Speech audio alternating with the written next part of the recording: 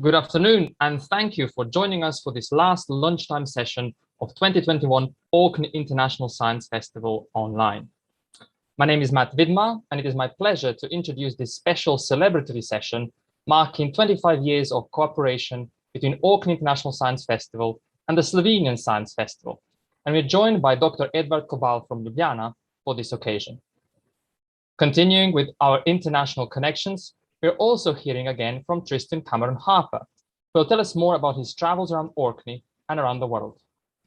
Looking even further afield, Eric Walker will delight us with more tales and opportunities to look at interesting objects on the night skies. Bringing us back to Earth, Sandy Smith will remind us about the molecule hunt taking place in Kirkwall and online. And finally, this is a lunchtime meeting after all, acclaimed chef and food writer Wendy Barrie will help us spice up Orkney beef sandwiches. As always, please do post your questions and comments in the YouTube live chat, and I will try to do my best to convey them to my guests around this virtual lunchtime table. Welcome, everybody. First, I'm delighted to introduce our festival director, Howie Firth, and his Slovenian counterpart, Dr. Edvard Kobal. As mentioned, we are celebrating today, and Howie, I believe you have something really special prepared. Indeed, I do, Matthias. Thank you very much. And I had just been reflecting that this friendship with the Slovenian Science Foundation has enriched our whole program so much. And it's led over those 25 years to many friendships and visits and projects and collaborations. And indeed, your very welcome close involvement with the festival. It all started with Edvard, of course, who, as director of the Slovenian Science Foundation, developed a great vision for encouraging science and scientists in Slovenia. Among Edvard's many initiatives is the Slovenian Science Festival, which was one of the earliest anywhere to develop. And we in Orkney enjoy each year the sharing of speakers. So to mark the occasion and to look forward to the next 25 years, we wanted to present Edvard with something special. We wanted, in fact, to present him with something so special that no one has ever been presented with this particular special thing before. It's become possible through the kind help of two very well-known and appreciated Orkney musicians, fiddle player and composer Jennifer Wrigley and pianist Lawrence Wilson. And I'm delighted to say that Jennifer has composed a tune in honor of Edvard. An Orkney tribute to Dr. Edvard Kobal. And I'm further delighted to say that Jennifer and Lawrence have recorded the tune, and we're now going to hear and see them playing it.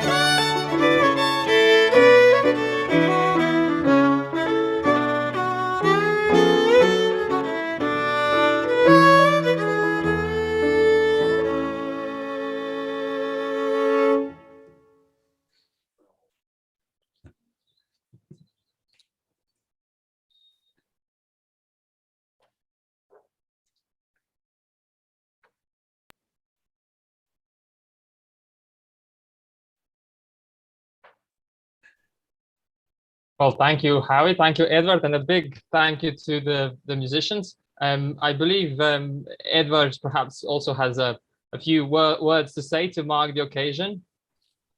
Yes, of course.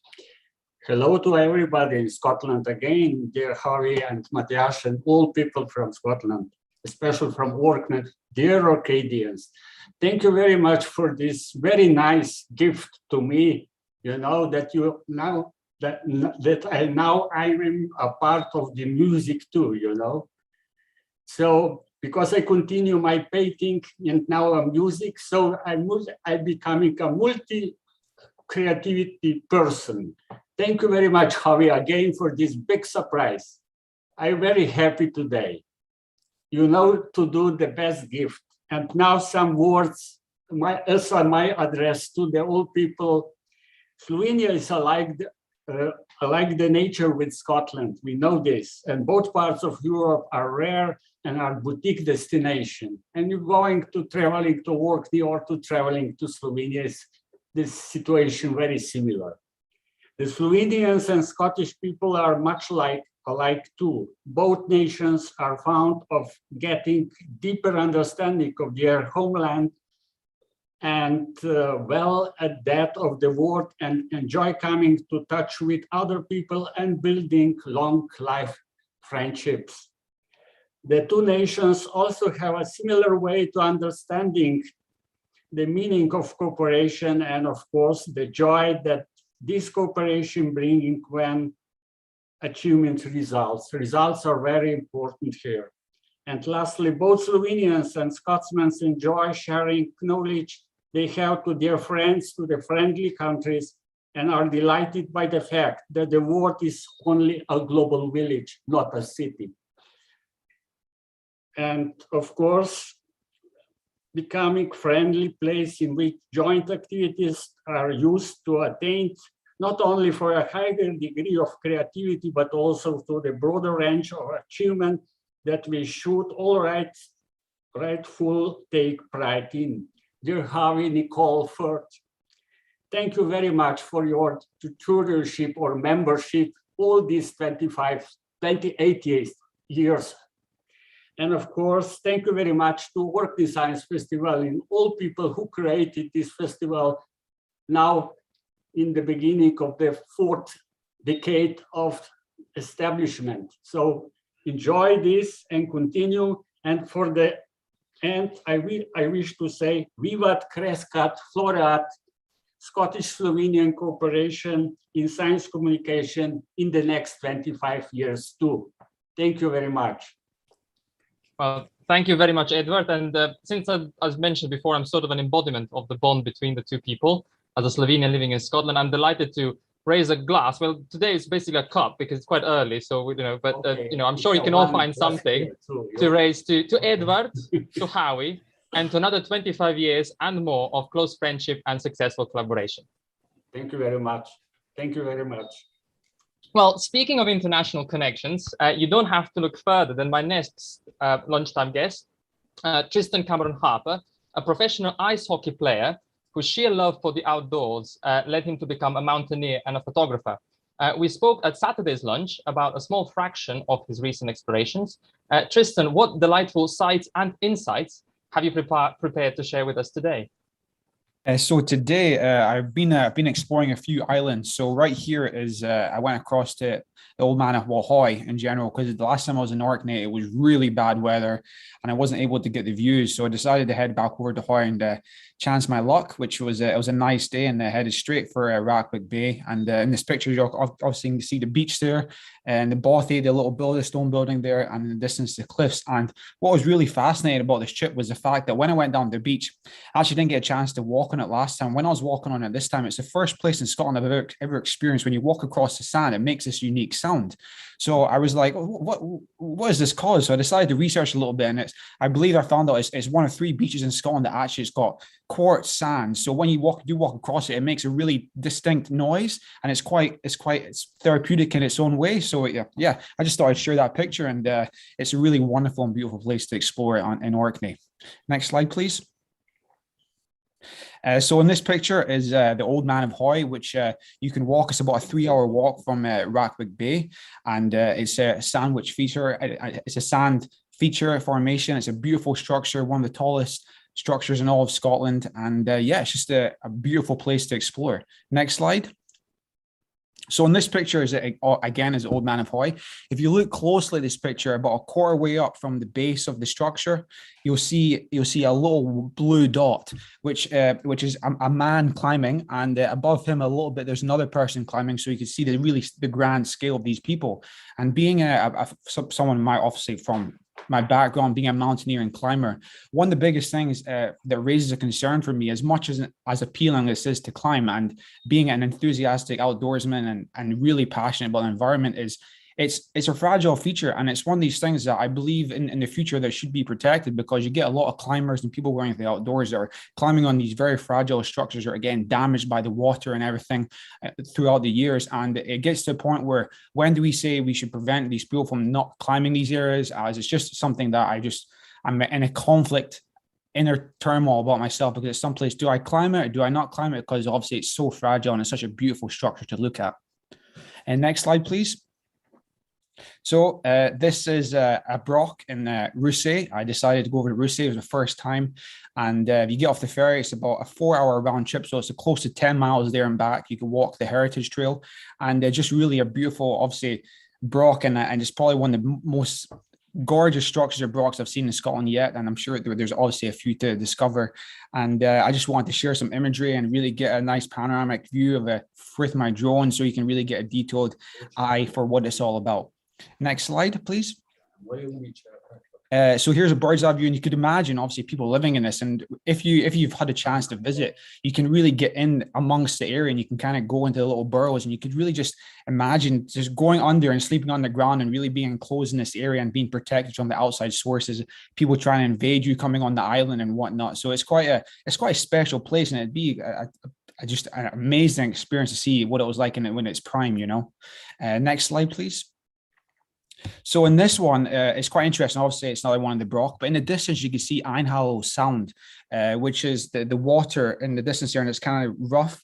And you could just imagine, obviously, them seeing this in back in the day and being like, this is a perfect location just to set up a Brock, and we could look out for boats coming in. And when they come across it, it'll be very hard for them to navigate. They'll maybe get steered into the rocks. So obviously, their defense thinking has been way ahead and advanced, prepared for when they decide to build this Brock. And what was really fascinating about this archaeology site for me that I found pretty cool, and being a whiskey lover, was that it was funded by William Grant, who was an owner of Highland Park.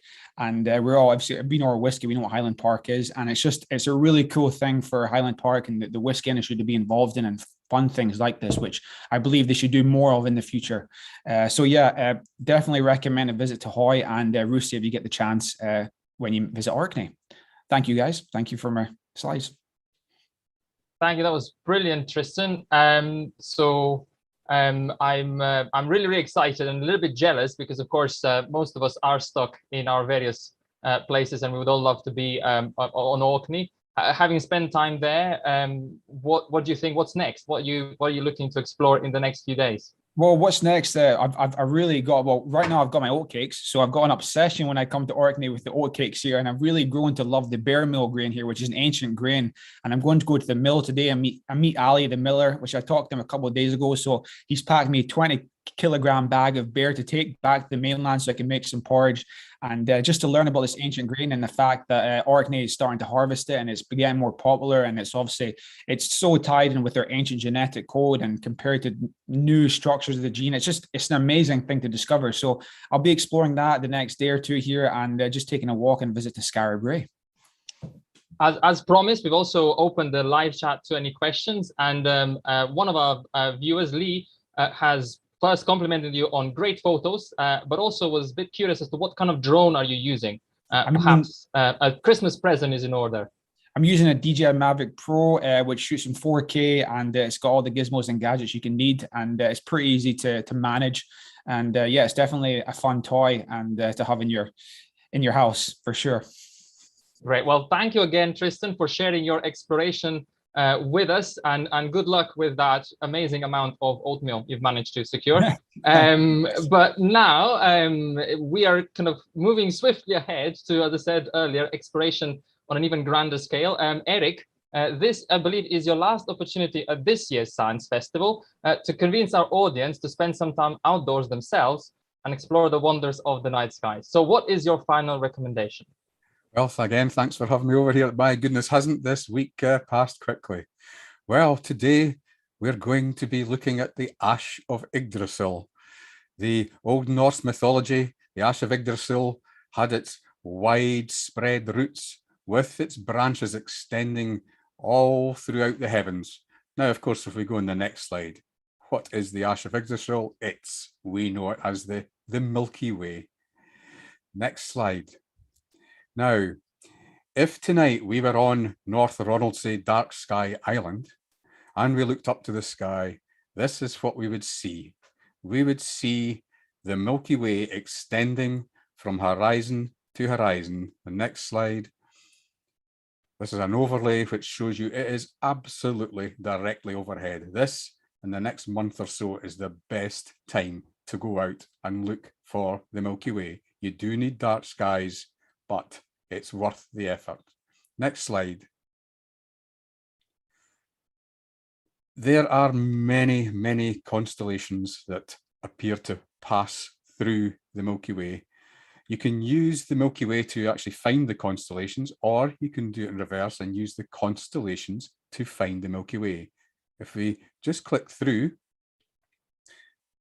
the constellations of Auriga the Charioteer, Perseus, Cassiopeia, Cygnus, and Aquila. They span the whole of the Milky Way. And there is a very famous asterism, very easy to spot if we click on the next one. And again, and you will see the isosceles triangle. It's called the summer triangle. It's so easy to see. Just look in the sort of southwest and look up and you'll see the summer triangle and the Milky Way passes through it. So that's how to find it. Next slide. And this was last night from the festival All Sky Camera. I think you can clearly see the Milky Way and the structure of the Milky Way extending from, as we look at it, the top right to the bottom left of the picture. But what was amazing last night, after having given a talk about how to look for and observe and photograph the Northern Lights, what happened last night? We got a tremendously powerful Northern Light storms, and all that brightness on the right-hand side, which is due north. That was a very powerful aurora, and you can just see the rays extending from, in the bottom right of the photograph as we're looking at it. It was a very powerful aurora, and the pictures, the photographs are coming in from the Highlands Astronomy Club members. They're on social media and they're fairly pumping in. Next slide, please. Now, I'm going to do a bit of indulging here because I've kind of aimed this whole week at beginners. But I am a very enthusiastic amateur astronomer, and my wife would say an over-enthusiastic amateur astronomer. And this is to show what somebody, just an amateur, can achieve, as long as you've got time in your hands and you don't look at your bank balance too hard. But if we go on to the next slide, this is the star trails I was talking about that you can achieve from the All Sky Camera. It just puts all the individual images it takes all during the night and it stacks them together, and you can see the concentric trails revolving around the pole star, and you can pick out the colors of the individual stars as well, from red to blue to white. It's wonderful. Next slide. Now, the Milky Way is rich. It's rich in astronomy objects, and this is one between Cassiopeia and Perseus. And it's a double cluster. It's a cluster of new stars. I mean, they're still 1 million, 2 million years old, but they're pretty new. And that's a beautiful object. You can just see it with the naked eye as a smudge, but put binoculars to it, and it just stands out. It's one of the best views in binoculars. And if you know how to, you can take good photographs of it. Next slide. Many of you will have heard of these, the Pleiades, but you've probably heard of them as the Seven Sisters. And if any of you drive a certain Japanese model of car, Subaru, the logo of the badge is in actual fact the Pleiades. And this is a cluster again of young stars, and they are passing through a cloud of dust. And it's like a car headlights in fog. They are reflecting off the dust and illuminating, and you can, with tricks of photography, astrophotography and processing, you can bring out the dust cloud that these stars are passing through. Next slide. And I know John, who's one of the technical support team behind here, he knows that you can see this. This is the furthest away thing you can see with the naked eye. And this is the Andromeda galaxy, 2.5 million light years away. And it's got its associated galaxies M32 and M110. Wonderful sight. You can pick this up on a camera actually with a long exposure, but it just looks like a tiny smudge. Next slide. This is a planetary nebula. Now our sun may go towards this structure in 5 million years when it eventually uses up all its hydrogen and eventually turns into a dwarf star, and it throws all the elements it's made throughout its lifetime into space, and you end up with this bubble and this ripple. This is called well, we call it now the apple core nebula. It's what it looks more like. Wonderful, lots of colors and lots of structure in there. And next slide. Well, I've just come from a talk about entropy and syntropy, and this is possibly an example of it. This is a cloud of hydrogen which is condensed, and it's formed very bright stars, very highly energetic stars in the middle, as you can see by the brightness in the middle of this.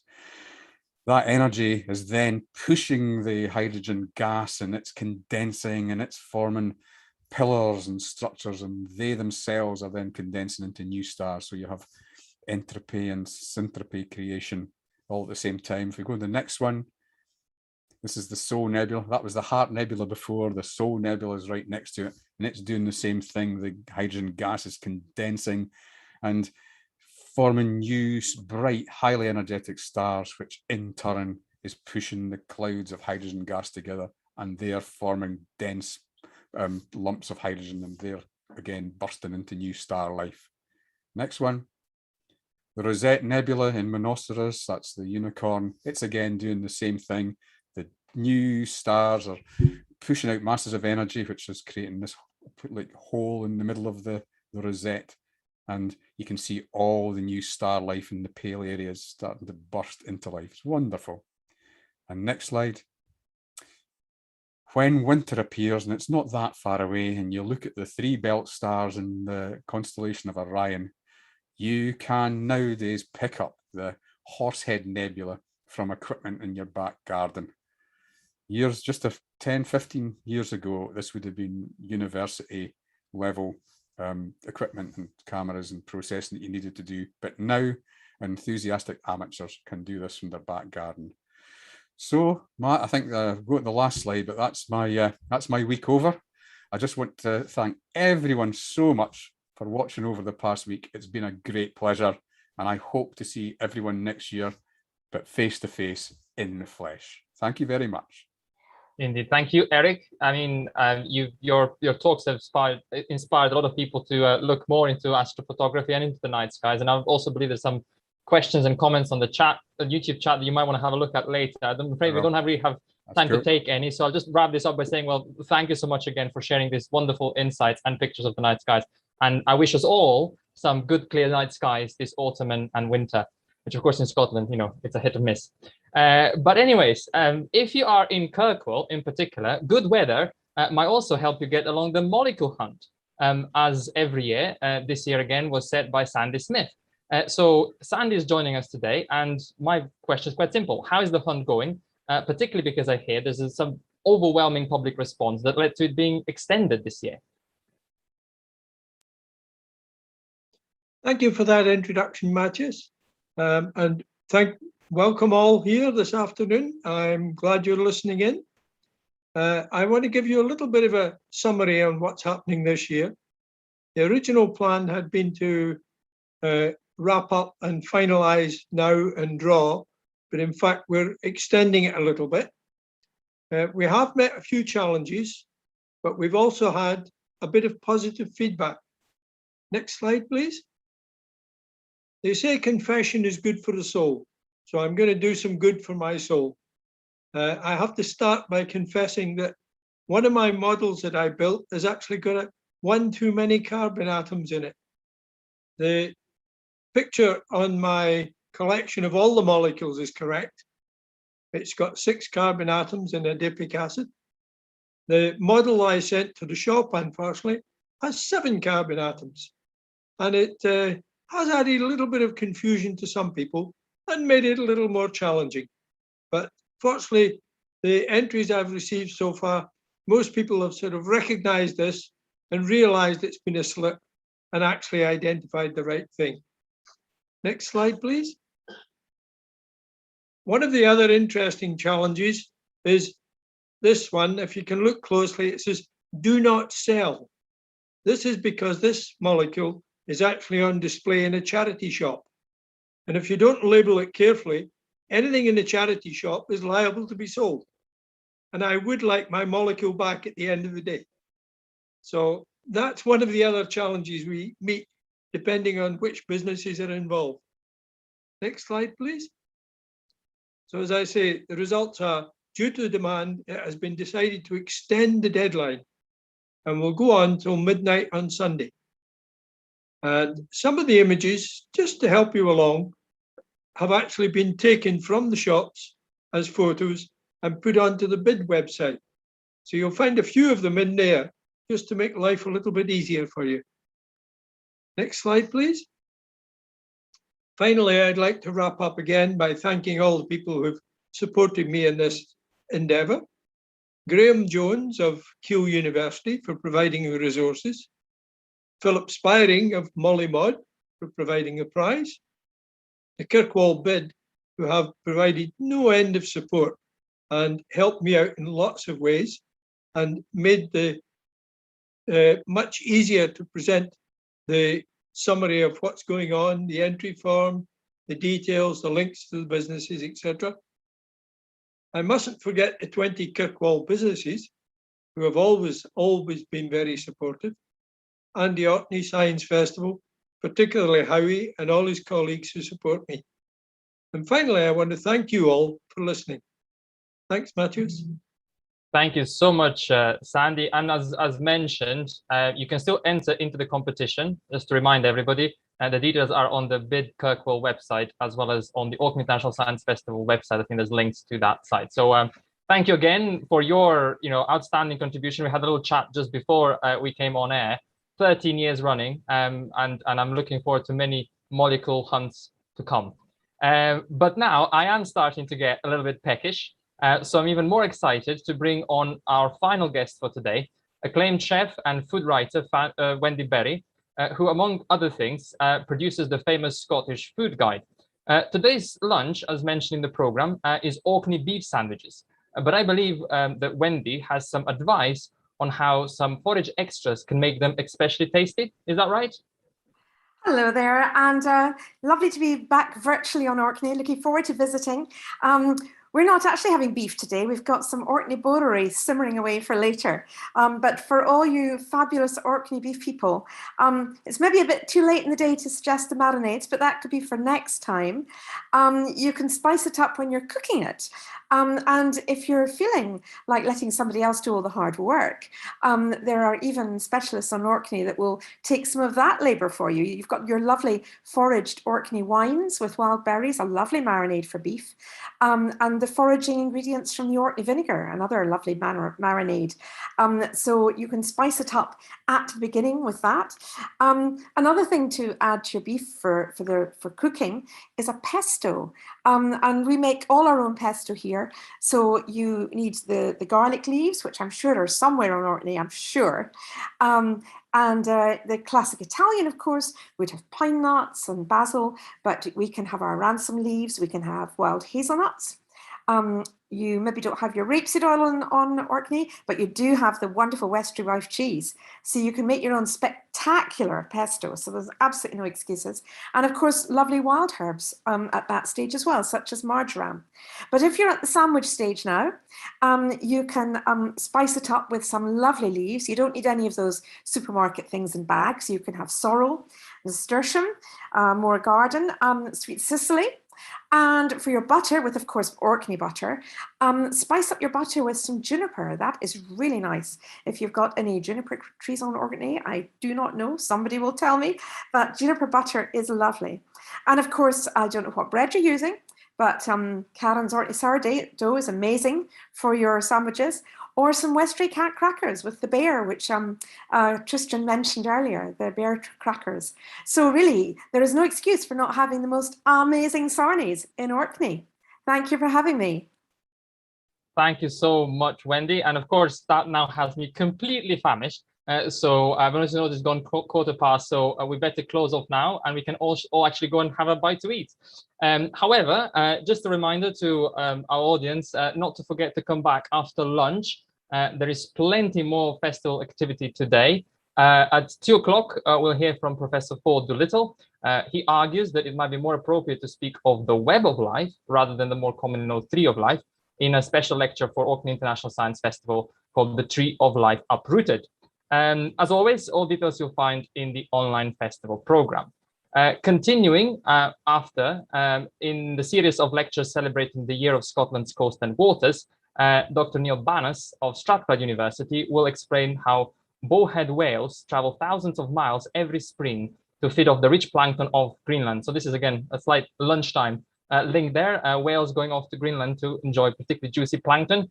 But anyways, whales in the changing Arctic start at 3:30 p.m. And finally, we would like to extend a warm invitation to tonight's virtual festival, Cayley, formally closing the 21st edition of the festival, so 2021 edition of the festival, actually. We have a wonderful lineup of musicians ready to delight us from 8:30. But for now, a big thanks to all my lunchtime guests, Edward, Howie, Tristan, Eric, Sandy, and Wendy, and to all of you watching from home. Have a lovely afternoon and goodbye.